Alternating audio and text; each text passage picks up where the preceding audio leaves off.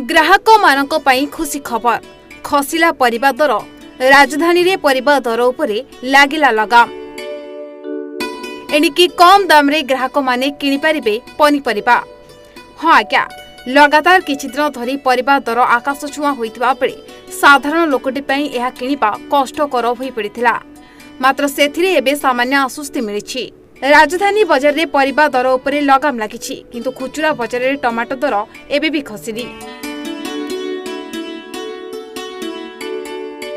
एबे tomato kilo 100 टंका रे बिक्री हेउछि। आसंता सप्ताह बेलकु स्थानीय परिबा राजधानी बजार को आसीजिबो, तेणु दर आहुरी कमिबो बोली कहिसंती परिबा व्यवसायी संघर सभापति।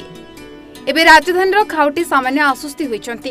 दर वृद्धि जोगु जे परिबा किनिबाकु लोके अधिक खर्चांत हेउतिले से सबुर दर किछि मात्रा रे कमिछि। अर्थात किलो प्रति 150 टंका रे पहुंची जाइतबा टमाटो वर्तमान पाइकारी रे 80 एवं खुचुरा रे 100 रु 120 टंका रे बिक्री हेउछि।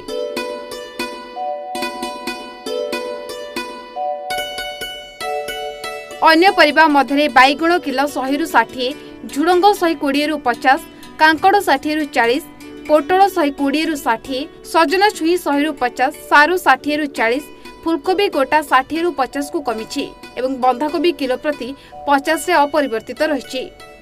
सेहिपरि गाजर दर पूर्व अपेक्षा किंतु वृद्धि पाइछि। पाइकारी रे किलो 20 रु 25 टंका एवं खुचुरा रे 30 रु 40 टंका रे बिक्री हेउछि।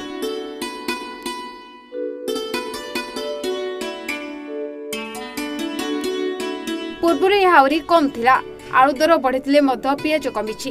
पाइकारी रे आलू 14 टंका 50 रु 20 टंका मध्य बिक्री हेउछि। पियाज किलो प्रति 20 रु 18 टंका को कमिछि।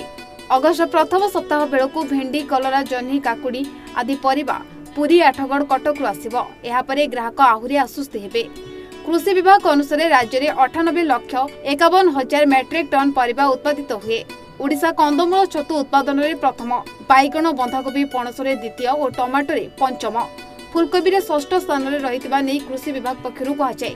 किंतु यह निर्दिष्ट समय पई उत्पादित हुए, जहा फल रे वर्ष तमाम परिबा पई ओडिशा, कर्नाटक, रायपुर, उत्तर प्रदेश, पश्चिम बंग आदि उपरे निर्भर करिथाय। कर्नाटक रे टमाटो उत्पादन बाधाप्राप्त हेबारु तार सीधा सड़क प्रभाव ओडिशा उपरे पड़िछि।